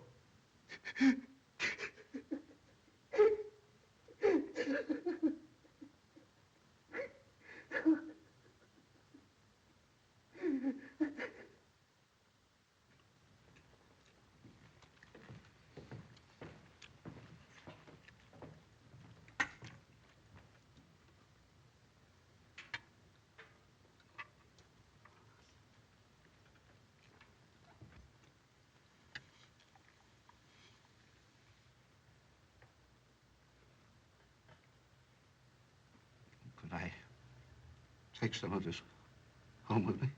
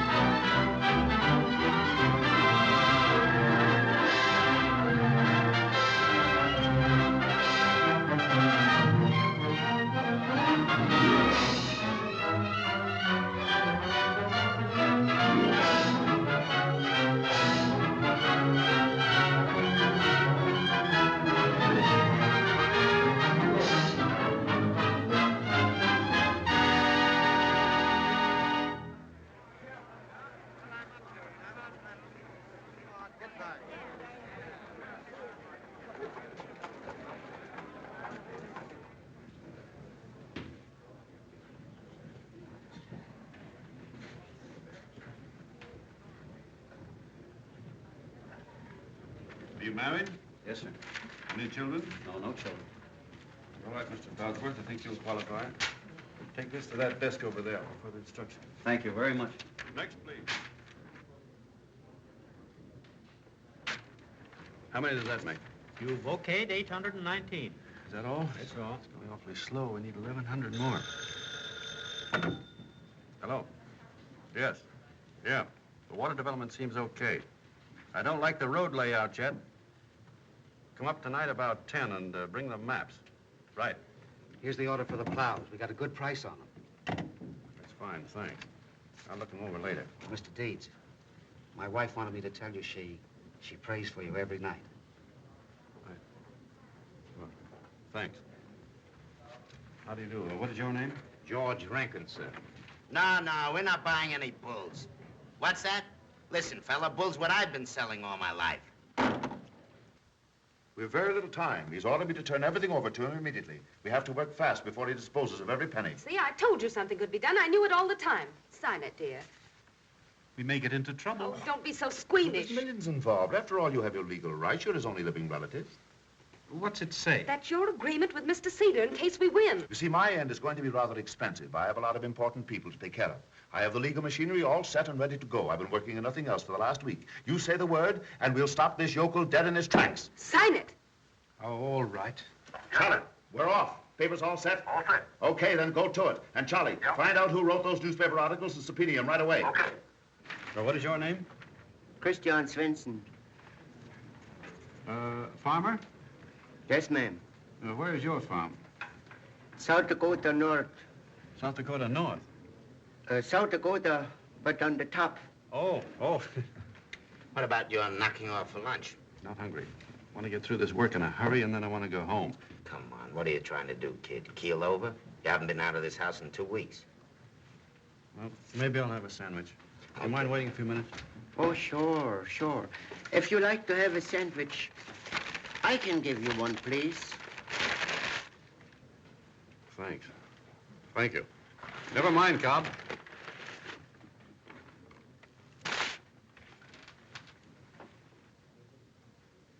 Good.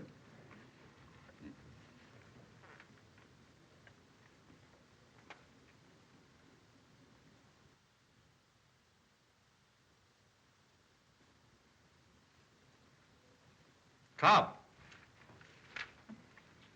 Get lunches for the rest of them. What? There must be 2,000 of them out there. Well, that doesn't make them any less hungry. Okay, Santa Claus. 2,000 lunches.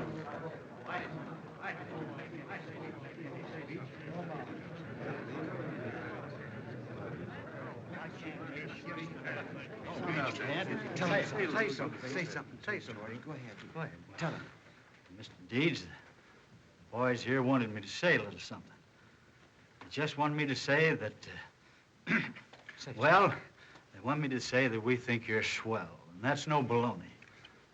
Say something more. Give me a chance, fellas. We're all down and out. When a fella like you comes along, it kind of gives us a little hope. They just want me to say that I believe... That's him. Are you Longfellow Deeds? Yes. Sheriff's office. We got a warrant to take you into custody.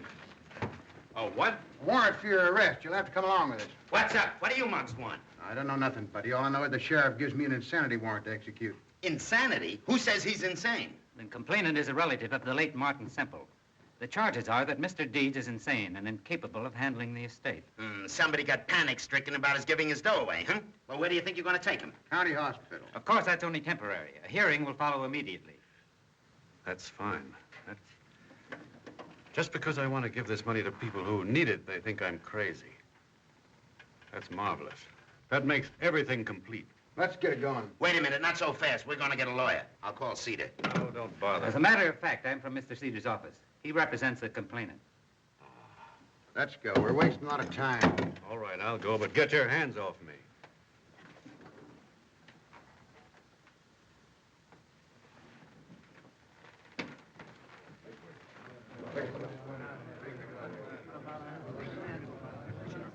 Come on, get back.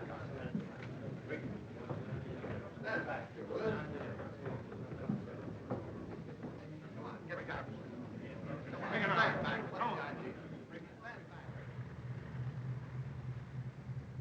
Yeah, boss, everybody in town has been here to see him. Yes, sir, I will. Bye. Hey, sorry, lady.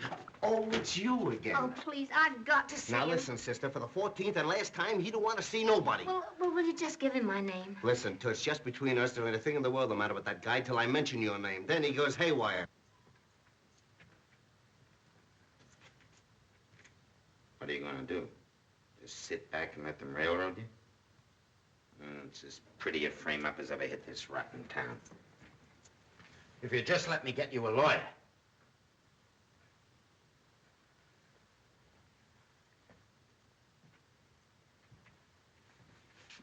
You can't walk into that courtroom without being ready to protect yourself in the clinches. Cedar's too smart. With the array of talent he's got lined up against you, you're cooked. Listen, pal, I know just how you feel. A blonde in Syracuse put me through the same paces. I came out with a sour puss, but full of fight. Come on. You don't want to lay down now.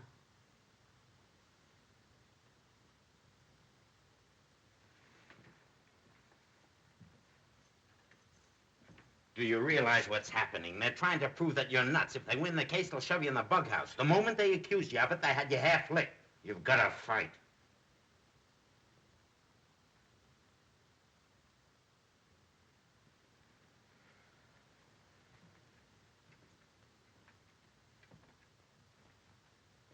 Go on, sit down, won't you? Yes, sir. So long, Mr. Capra. Corny, listen, I've got to see him. I've got to talk to him. Haven't you done enough damage already? Somebody's got to help him. He hasn't a chance against Cedar. Look, I've been all over town talking to everybody. I've got Mac all lined up and the papers behind him. I can get him Livingston, too. With a lawyer like Livingston, he's got a fighting chance. You're wasting your time. He doesn't want any lawyers. He's sunk so low, he doesn't want help from anybody. You can take a bow for that. A sweller guy has ever hit this town, and you crucified him for a couple of stinking headlines. You've done your bit. Now stay out of his way.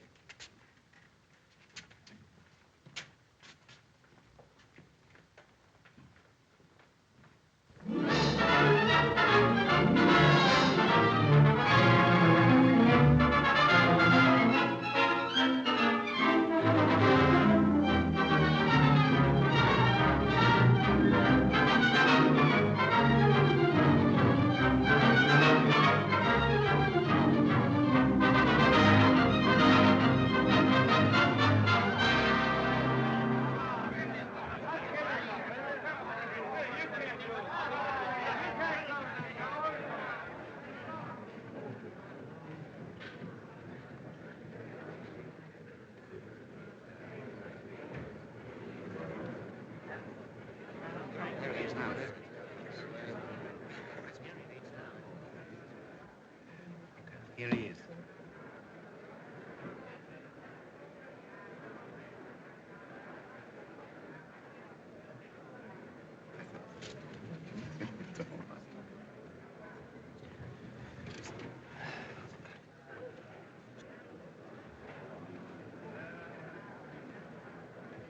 Cedar just sent for me. Wants to make a settlement. Here's your chance to get out of the whole mess. What do you say?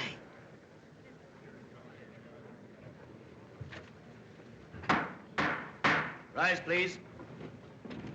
Supreme Court, State of New York, County of New York, Special Term, Part 9, now in session. The Honorable Judge Mills, Judge presiding. Be seated.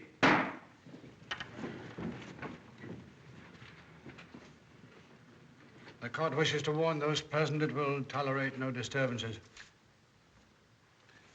Regarding the Senate hearing of Longfellow Deeds. You represented by counsel, Mr. Deeds? No counsel told me? Okay. I understand you have no counsel, Mr. Deeds. In fact, that you have no intention of defending any of these charges. Now, if you wish to change your mind, the hearing can be postponed.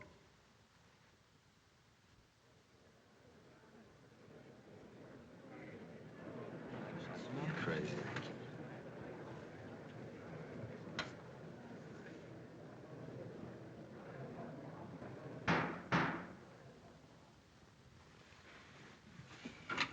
Proceed.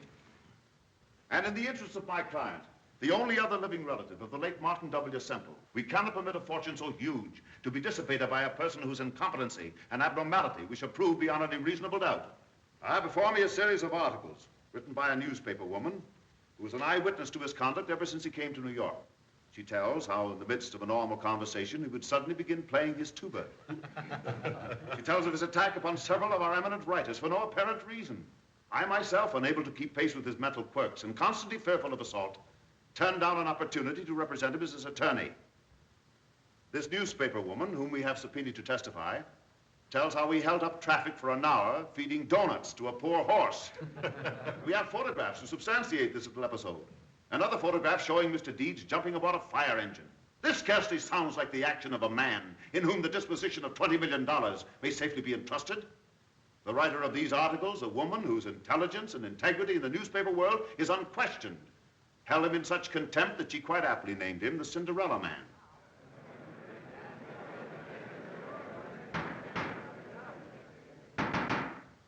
We have witnesses here from Mandrake Falls, his own hometown, who will tell of his conduct throughout his lifetime, proving that his derangement is neither a recent nor a temporary one. We have others who will tell of his unusual behavior when he invited the great leaders of the musical world to his home and then proceeded to forcibly eject them. I hope you can explain that. Only recently, when he was in the county hospital for observation, he not only refused to be examined by these gentlemen, the state psychiatrist, but he actually made a violent attack upon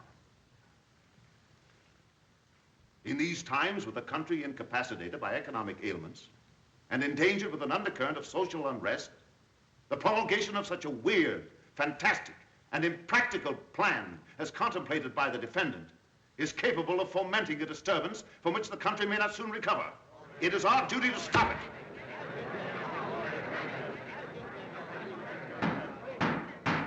Our government is fully aware of its difficulties. It can pull itself out of its economic rut without the assistance of Mr. Deeds or any other crackpot.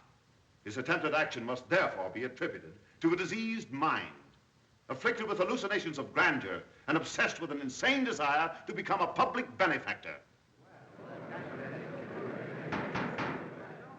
Your Honor, at this time, we would like to call our first witness, Miss Louise Bay Bennett. Miss Bennett, please.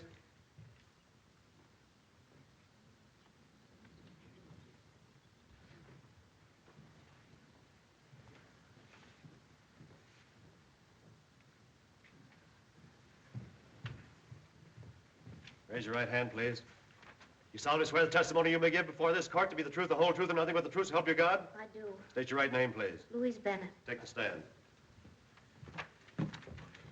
Miss Bennett, are you employed by the Morning Mail?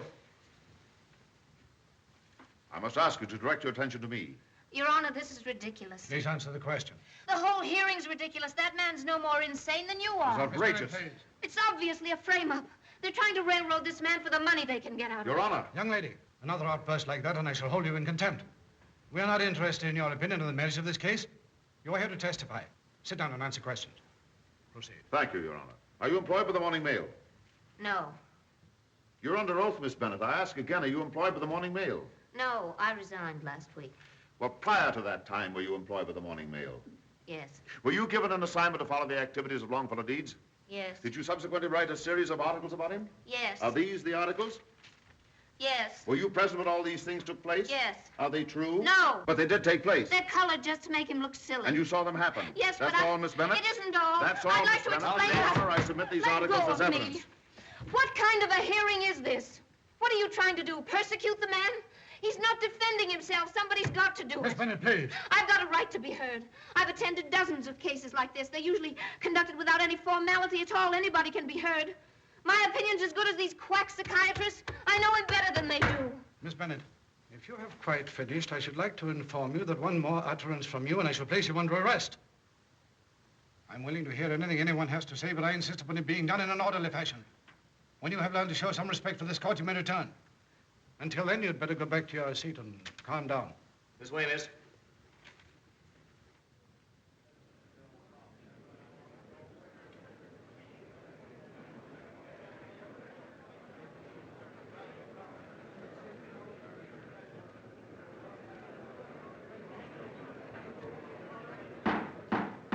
Order in the court. Mr. Deeds, have you anything to say in defense of these articles?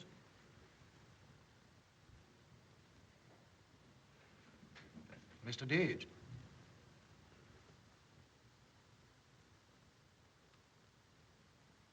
Mark these Exhibit A for the plaintiff. Yes, Your Honor. Proceed. They're rather timid, Your Honor, and wish to be together. If the court pleases, I'll only have one testifier. Yes, let's get on with it. What is your name, please? Jane Faulkner. This is my sister, Amy. Yes, Amy. Yes, well, I'll direct my questions to you, Miss Jane. You may answer for both. Do you know the defendant, Mr. Longfellow Deeds?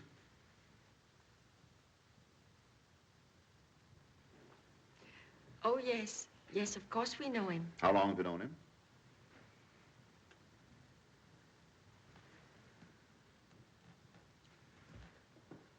Since he was born. Yes, Elsie Taggart was the midwife. He was a 7 months baby. Thank you. That's fine. Do you see him very often?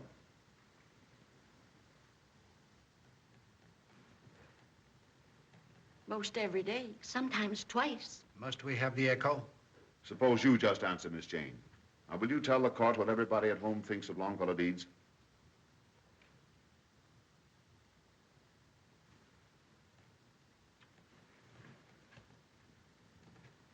They think he's pixelated. Oh, yes, pixelated.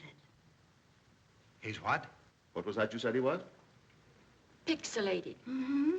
Now, that's rather a strange word to us, Miss Jane. Can you tell the court exactly what it means? Perhaps I can explain, Your Honor. The word pixelated is an early American expression derived from the word pixies, meaning elves. They would say the pixies had got him, as we nowadays would say a man is balmy. Oh. Is that correct? Mm-hmm. Mm-hmm. Well, now tell me, why does everyone think he's pixelated? Does he do peculiar things? He walks in the rain without his hat and talks to himself. Sometimes he whistles. And sings. Anything else? Recently, he gave Chuck Dillon a thumping. Blacked his eye. And why? For no reason, I guess. He always does it. We always run into the house when we see him coming. Never can tell what he's going to do. He sure is pixelated. Oh, yes, he's pixelated, all right. Thank you, ladies, that's all. They kept hollering, back to nature, back to nature. I thought they looked harmless enough, so I took them home. I never thought he was cracked. Well, I'm the waiter. He kept pressing me to point out the celebrities. And so help me, hell, I'm coming out of the kitchen a couple of minutes later, and there he is mopping up the floors with him. I never figured he was the guy that was looking for trouble. He threw us out bodily, but bodily. We was hired as his bodyguard, see? Well, the first crack out of the box, he throws us in a room and locks the door, see? Now, if a thing like that gets around our profession, why, we get devoid, see? So I says to my partner, let's quit this guy. He's nuts. I'm very fond of Clara, sir. She's a nice horse. And when this bloke here started feeding her donuts, I yelled down to him, mind what you're doing down there. Mind what you're doing. Of course, I wouldn't mind, sir. But Clara won't eat nothing but donuts now. And now, Your Honor, if the court pleases, I shall call upon Dr. Emil von Haller, if he will be good enough to give us his opinion. Dr. von Haller, as you know, is the eminent Austrian psychiatrist, probably the greatest authority in the subject of the world. At present, he's in this country on a lecture tour and has graciously volunteered his services. Dr. von Haller. Dr. Van Haller. You solemnly swear testimony you may give in the cause now pending before this court shall be the truth, the whole truth, and nothing but the truth, so help you God? State your right name, please. Emil von Haller. Take a stand. Dr. von Haller, would you kindly tell the court what your opinion is of this case? This is purely a case of manic depressive. In cases of this kind, patients sometimes go on for years before being detected. You remember, Dr. Fosdick, in my last book, there were some very fine examples. Mm-hmm. Especially the one of the young nobleman, you remember? Oh, yes, of course, Dr. von Haller. Very interesting. Reminds me very much of this one, Mr. Moore. Yeah? It takes so long to detect them because their mood changes so often and so quickly. Now, Your Honor, may I show you? May I use the chart? By all means.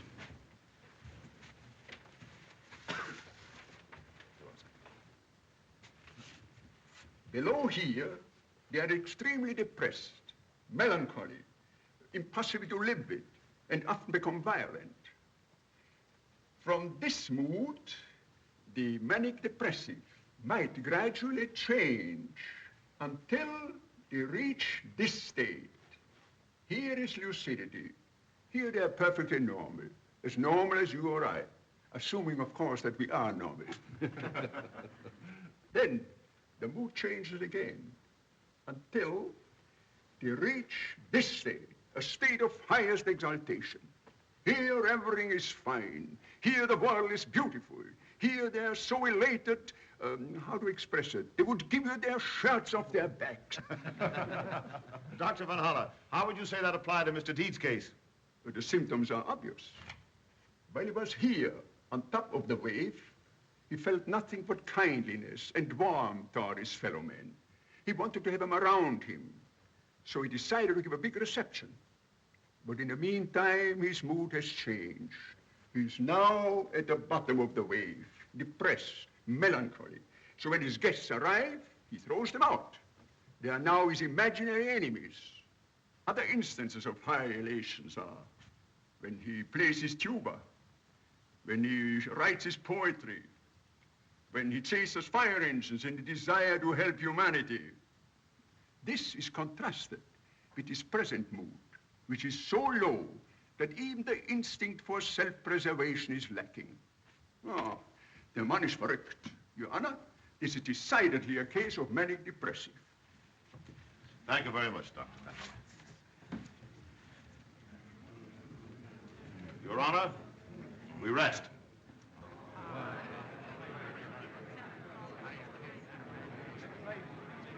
Come on, what are you going to do? Let him get away with it? They got you cooked.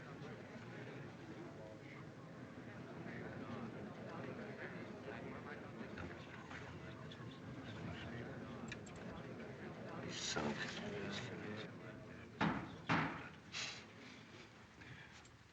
Mr. Deeds, before the court arrives at a decision, isn't there anything you wish to say?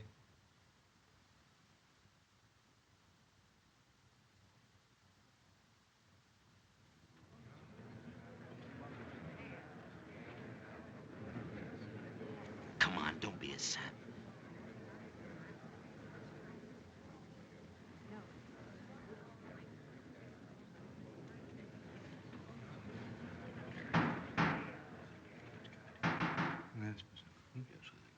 You both can come.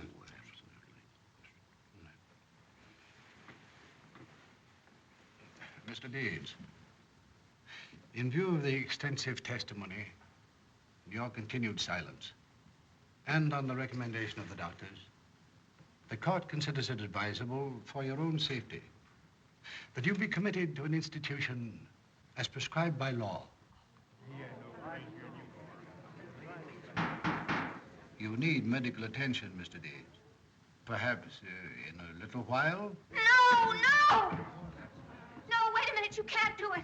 You've got to make him talk. Your Honor, I object. Oh, darling, please. I know everything I've done. I know how horrible I've been. Your No matter Honor, what I happens, if object. you never see me again, do this for me. Miss Bennett, please. You said I could speak. You said I could have my say if I were rational. I'm rational. Please, let me take the witness chair. He must be made to defend himself before you arrive at a decision. Very well, take the stand. Oh, thank you. Your Honor, what you're saying is no bearing in the case. I object. Let her speak. I know why he won't defend himself. That has a bearing on the case, hasn't it? He's been hurt. He's been hurt by everybody he's met since he came here, principally by me.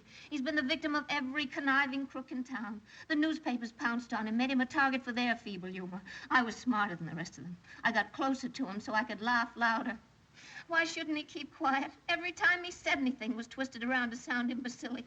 He can thank me for it. I handed the gang a grand laugh. It's a fitting climax to my sense of humor. Oh, Your Honor, this is preposterous. Certainly I wrote those articles. I was going to get a raise, a month's vacation. But I stopped writing them when I found out what he was all about. When I realized how real he was. He could never fit in with our distorted viewpoint because he's honest and sincere and good. If that man's crazy, Your Honor, the rest of us belong in straitjackets. Your Honor, this is absurd. The woman's obviously in love with him. What's that got to do with Well, it? you are in love with him, aren't you? What's that got to do with You it? are, aren't you? Yes! Your Honor, her testimony is of no value. Why shouldn't she defend him? It's a tribute to American womanhood, the instinct to protect the weak. I'm not saying that nobody likes the boy. I cherish a fond affection for him myself, but that doesn't mean to say... When the windbag here gets through, Your Honor, I'd like to verify what Miss Bennett said. I'm her editor. When she quit her job, she told me what a swell fellow this man was. And anything Babe Bennett says is okay with me. If you have anything to say, you will take the stand. I've already said it, Your Honor. I just thought I'd like to get my 2 cents in. Don't be a sucker, pal. Stand up and speak your piece. Your Honor, I've got a couple of cents I'd like to put in. Sit down. I've been with this man ever since he came to New York. Sit down. There will be no further interruptions. How about us, Mr. Deeds? Yes, what about us, Mr. Deeds? Order in the court. You're not going to leave us out in the cold. They're trying to frame you, Mr. Deeds.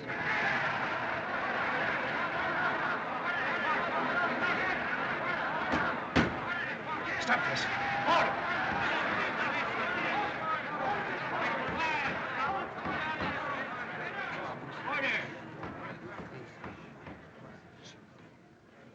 In the interest of Mr. Deeds, I have tolerated a great deal of informality. But if there is one more outburst, I shall have the courtroom cleared. Your Honor. Yes? I'd like to get in my 2 cents worth. Take the stand.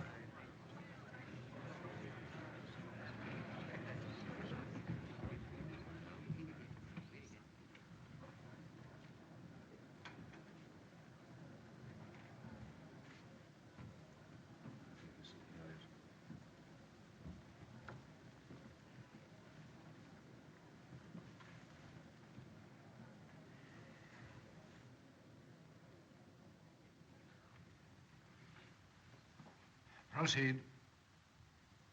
Well, I don't know where to begin. There have been so many things said about me that About my playing the tuba. Seems like a lot of fuss has been made about that.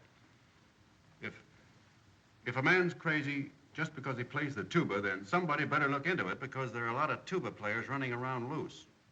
Of course, I don't see any harm in it. I play mine whenever I want to concentrate. That may sound funny to some people, but everybody does something silly when they're thinking. For instance, the judge here is an O filler. A what? An O filler. You fill in all the spaces in the O's with your pencil. I was watching him.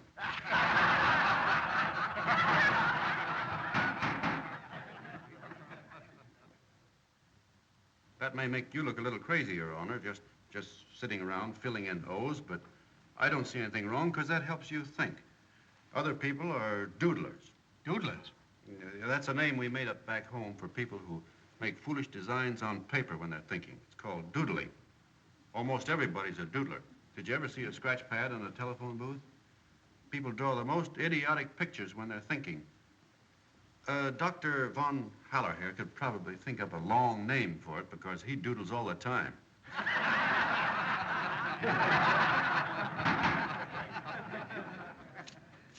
Thank you. This is a piece of paper he was scribbling on.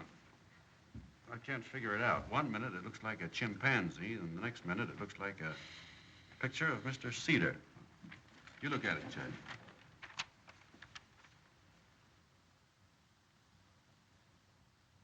Exhibit A for the defense. Looks kind of stupid, doesn't it, Your Honor? But I guess that's all right. If Dr. Von Haller has to doodle to help him think, that's his business. Everybody does something different. Some people are ear pullers. Some are nail biters.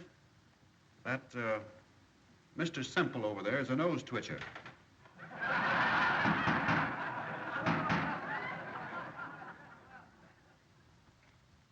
And the lady next to him is a knuckle cracker.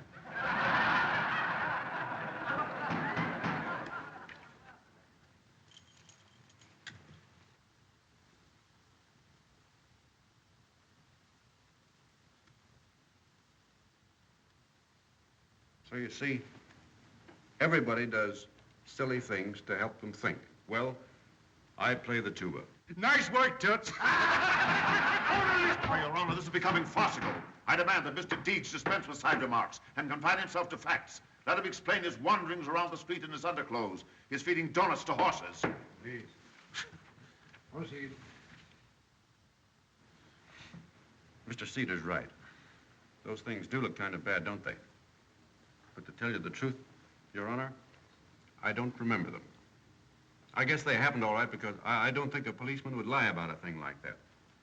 But I was drunk. It was the first time I was ever drunk in my life. It's probably happened to you sometime. I mean when you were younger, of course. It's likely to happen to anybody. Just the other morning, I read in the paper about Mr. Cedar's own son, about how he got drunk and insisted on driving a taxi cab while the driver sat inside.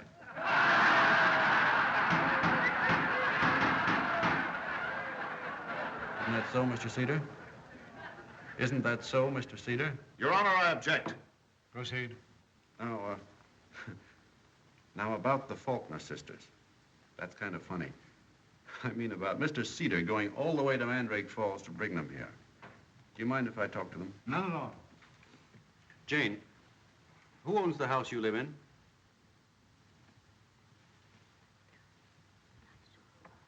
Why, you own it, Longfellow. Yes, you own it. Do you pay any rent? No, we don't pay any rent. Good heavens, no. We never pay rent. Are you happy there? Oh, yes. Yes, indeed. Now, Jane, a little while ago, you said I was pixelated. Do you still think so?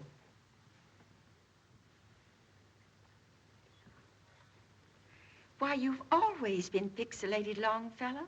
Always? That's fine. I guess maybe I am. Now, tell me something, Jane. Who else in Mandrake Falls is pixelated? Why, everybody in Mandrake Falls is pixelated, except us.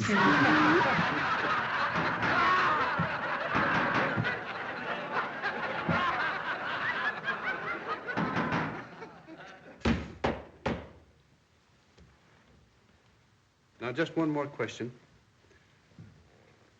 You see the judge here. He's a nice man, isn't he? Mm-hmm. Mm-hmm. Do you think he's pixelated? Oh, yes. Yes, indeed.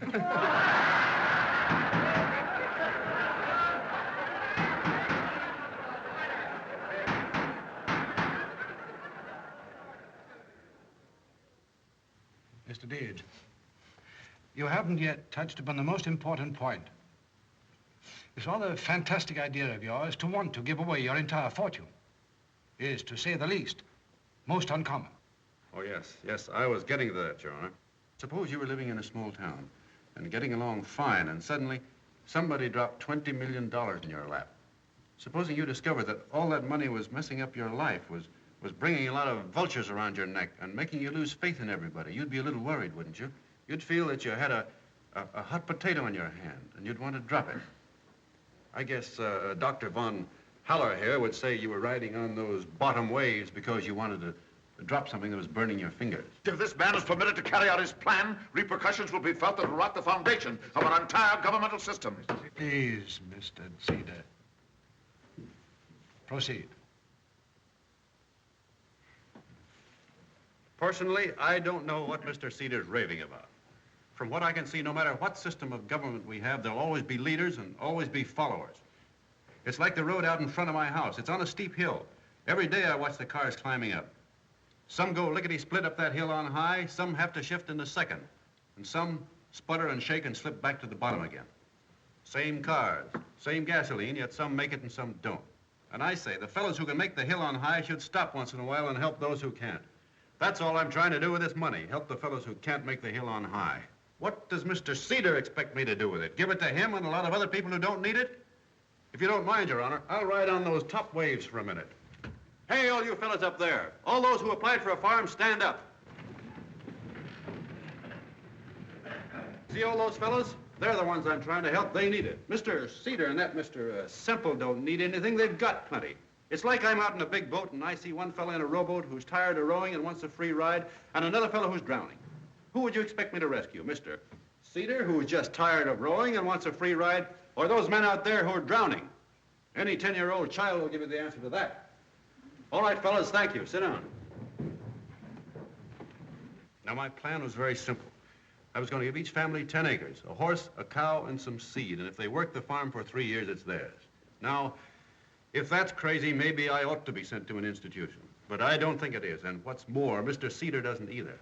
Just before the hearing started, he offered to call the whole thing off if I made a settlement with him. So you see, he wouldn't think I was crazy if he got paid off. It's a lie. Mr. Deeds is drawing in his warped imagination. I never heard anything so colossally stupid in my life. It's an insult to our intelligence to sit here and listen to such childish ravings. Will please permit Mr. Deeds to finish? But, Your Honor. Cedar. Anything else, Mr. Deeds? No. Yes. There's just one more thing I'd like to get off my chest before I finish. Proceed. Thank you, Your Honor.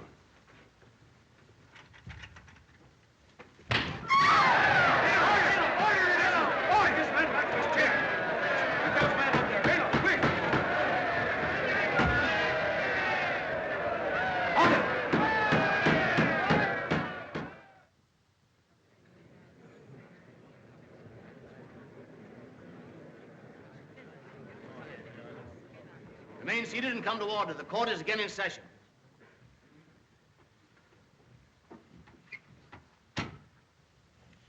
Before the court announces its decision, I want to warn all who are here that the police have orders to arrest anyone creating a disturbance.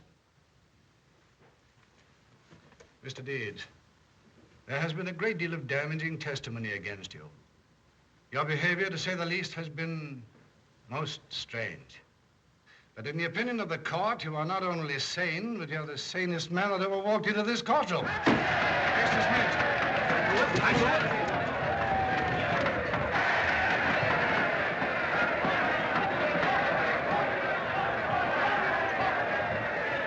You nose twitcher. I knew it, you.